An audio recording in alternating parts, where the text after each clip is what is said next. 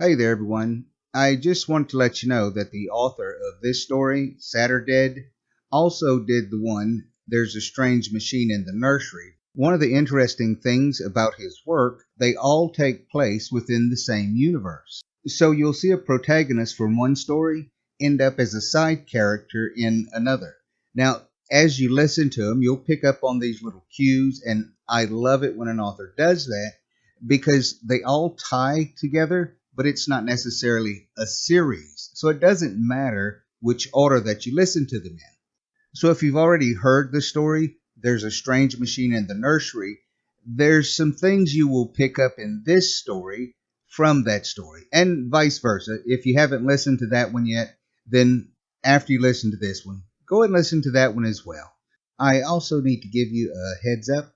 I do some singing in this story, and well, as you'll hear, I'm not a singer. Also, don't forget, go ahead and hit that like and subscribe button. You know you want to. That's what you're here for. And if you don't hit it, the boogeyman will come out from under your bed and chew all of your toes off, except one pinky toe. You can keep that one. A few months ago, my wife Julie and I decided to start trying for a family. We moved out of the big city to a small Midwestern Minnesota town not too far from Grove City. It was time for a change. Hell, we even decided to stop smoking. We found a cheap, recently renovated flat. The entire complex was built in the 50s, but the apartments themselves had been fixed up just recently.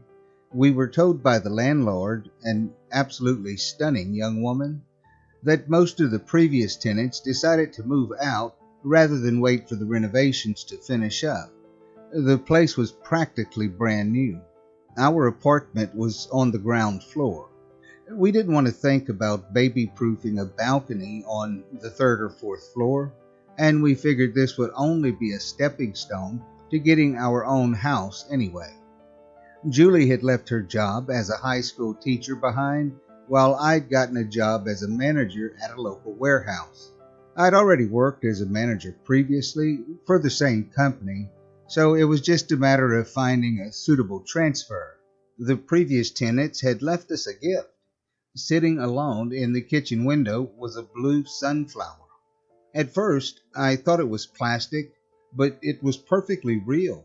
The color was striking. It was still yellow in the middle with black spots, but the leaves were sparkling ocean blue.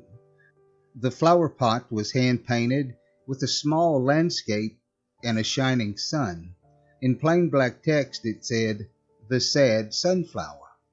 "That is just too cute," smiled Julie. "We've got to keep it." I've never been able to say no to her.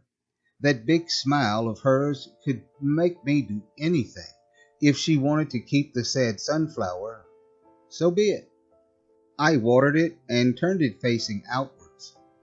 Oddly enough, it had been leaning inwards towards the apartment. I thought sunflowers were supposed to follow the sun. Julie just loved it. She already had a good feeling about this place. I wasn't convinced yet, but I figured it was just the nicotine withdrawals. Over the following days, I was getting adjusted to my job. I brought in a cake to get to know everyone. Their previous manager had personal issues and suddenly left town, so there was an urgent need for someone to step in. It was just great timing for me. Julie was still looking for a new job. There were a few schools nearby that she was going to look up, but we needed a second car first. Money was tight after the move, so we decided to wait a few weeks before making any big purchases. So Julie spent most of her days at home. She'd been clear about wanting to be a stay-at-home mom once we had a family of our own, so maybe she was just trying to get used to the idea. Call it a practice run. She would do a lot of housework and handle the groceries. I usually cooked dinner, but she would handle the dishes. One day, after coming home from work, I noticed her humming a strange tune while watering the sad sunflower. I'd never heard it before. "You're my friend, I'll sing your tune, a setting sun to rising moon. I ask you, buddy, buddy blue, won't you be a sunflower too? I took off my shoes and joined her in the kitchen. She'd hummed that tune over and over, checking every leaf on that sparkling blue plant. It was leaning inwards again, away from the sun, almost like a dog asking for a head scratch. "What's that song?" I asked. "What song?" she replied. I asked her several times.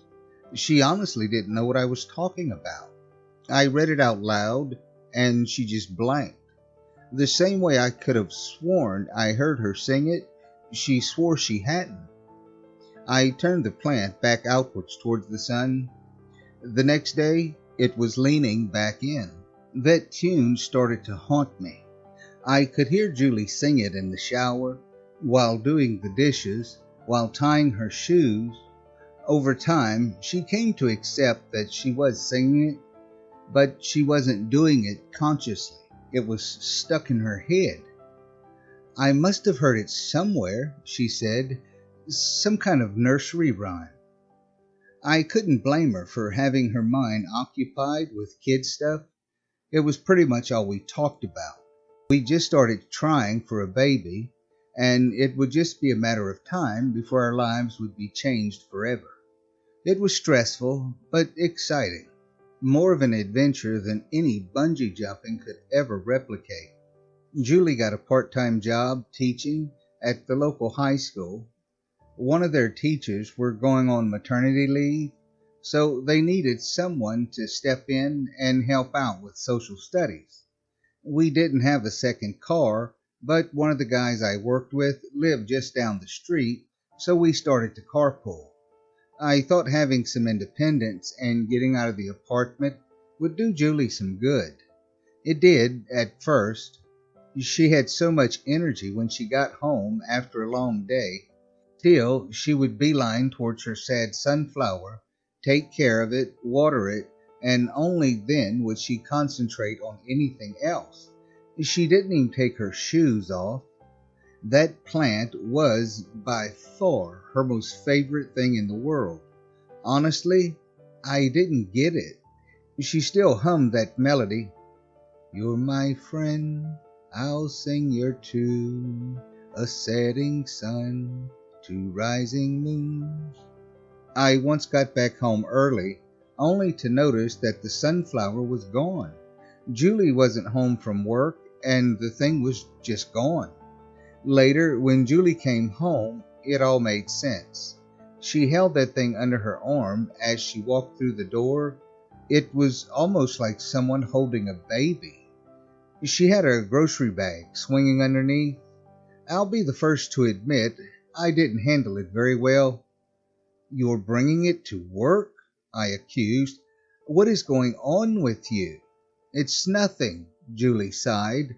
It's like having a safety blanket. It doesn't mean anything."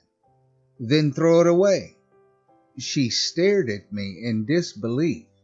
I took a step forward to help her with the groceries. She recoiled, her eyes were dilated, and it looked like she was on the edge of a flight or fight reaction. I just stopped. "What the hell?" "Don't you dare," she spat. "Don't you dare." After that, Julie slept on the couch for a couple of nights.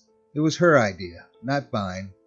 She would give me these long, accusing looks from across the room whenever I was in line of sight of that damn plant. It was still facing inwards. I'm sure that damn thing was moving or turning back every time I tried to face it outwards. I started hearing things at night. I once peeked out of the bedroom to see Julie water and prune that plant in the middle of the night. She'd sing to it over and over, the same rhyme. In the moonlight, it looked like she didn't even blink. 2:30 in the morning, and there she was caressing the leaves. There were other things as well. foul-smelling dirt in the wastebasket, dark blue sunflower seeds scattered around the bathroom. I didn't know what to make of it, but Julie and I weren't really talking anymore. She had no problem talking to that plant, though. I ask you, buddy, buddy blue, won't you be a sunflower too? It all came to a boiling point the day when Julie didn't come home from work. Of course, she'd taken the plant with her. I tried her phone, but she didn't pick up. At 7 in the evening, I was getting seriously worried. I called the school where she worked, but of course it was closed. Instead, I called her coworker, Miss Marriott. "This is Claire," she answered. "Hey, I'm calling about Julie. This is her husband," I said. "Sorry about calling you like this." "No, it's fine. Is everything all right?" "When Julie came to work, did she seem okay? Did she do anything unusual?" "I'm not following." "Well, like, did she bring—" "No, I'm sorry. I meant, what do you mean with came to work?" Apparently, Julie had quit her temp job about a week ago. I rushed down the street to my coworker and asked to borrow their car. They didn't mind and even asked if there was anything they could do to help. I didn't even know where to start, so I just thanked them and left. I drove around town for hours, checking every open store, every alley, every side road. Finally, I stopped for gas and went inside to pay and get a soda. I noticed the clerk humming a tune. She was reading a magazine and humming away, barely noticing that I was even there. I'd recognize that melody anywhere. "Where'd you hear that?" I asked. But she looked up at me like she'd woken from a nap. She had no idea what I was talking about. I just paid and left, figuring Julie had been there. She was close. There was a small dirt road not too far from the gas station leading down to a fishing lake. All you could catch there was smallmouth bass, but it was a great little place to have a barbecue. I drove down the road following a hunch. It paid off. Just a few minutes later, I saw our car on the side of the road. The door was still open, lights were blinking. It was swarming with mosquitoes. I parked alongside it and brought out a flashlight. There was a small trail through the woods leading up to a clearing next to the lake. It was the only place she could have gone, unless she was just mindlessly going random directions. I didn't have to go far to hear her. There was no wind, so even a slight noise could be heard from far away. "I ask you, buddy, buddy blue," that same damn rhyme. Next to the trail, I noticed small, bright stalks reaching out of the soil. They looked freshly planted. I could guess what kind of plants they were, even though they hadn't bloomed yet. "Would you be a sunflower too?" I stepped in the clearing. I could barely see them all with that tiny cone of light. There were hundreds of them spread out in a circle. In the middle was Julie, reciting her rhyme over and over. She'd taken off her clothes, and I could see mosquitoes swarming her. It didn't seem to bother her. The melody in her song was gone, turned to a mantra.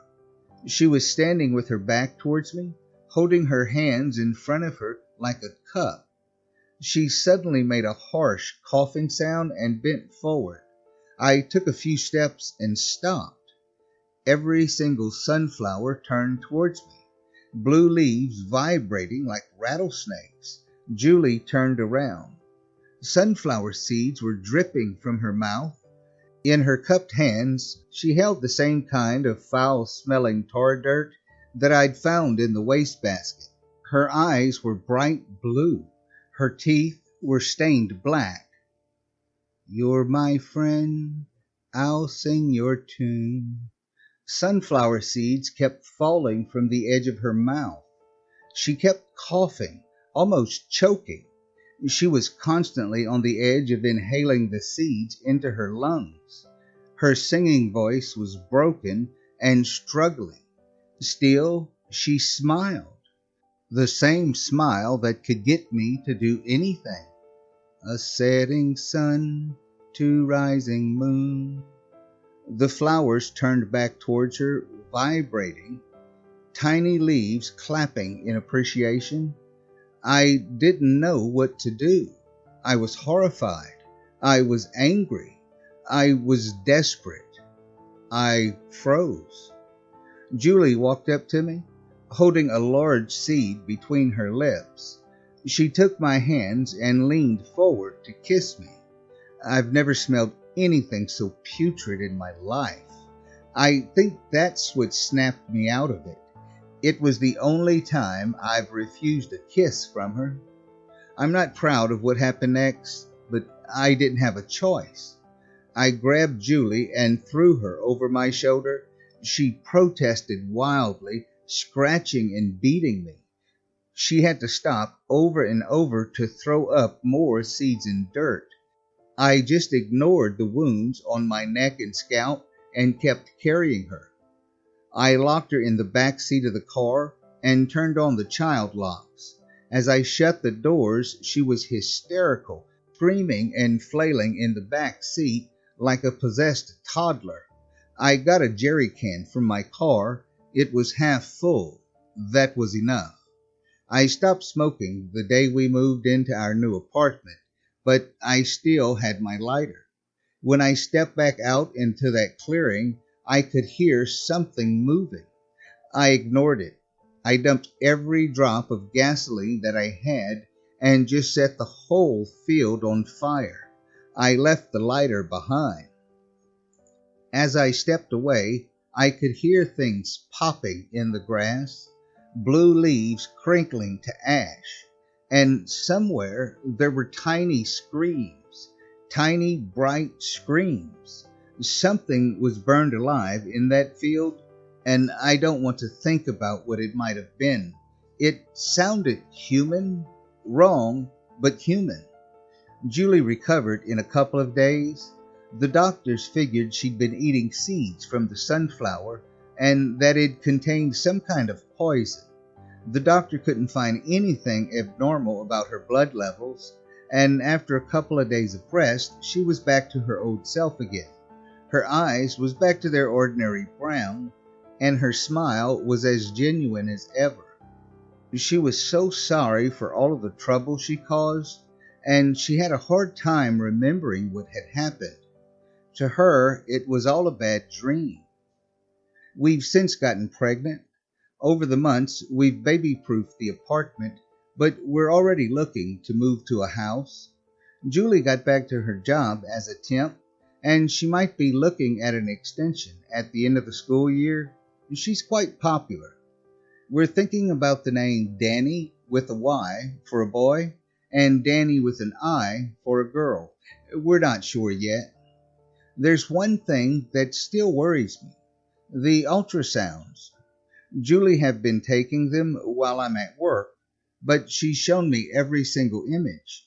They look perfectly fine, but on the last one, there was something that didn't add up. In the corner of the picture, the date was set to 5 years ago. I'm suspecting she's not showing me the actual ultrasounds, or that she hasn't taken them. I don't know what she could be hiding, and sometimes at night, I hear her humming that same damn tune. You're my friend, I'll sing your tune, a setting sun to rising moon. I ask you, buddy, buddy blue, won't you be a sunflower too?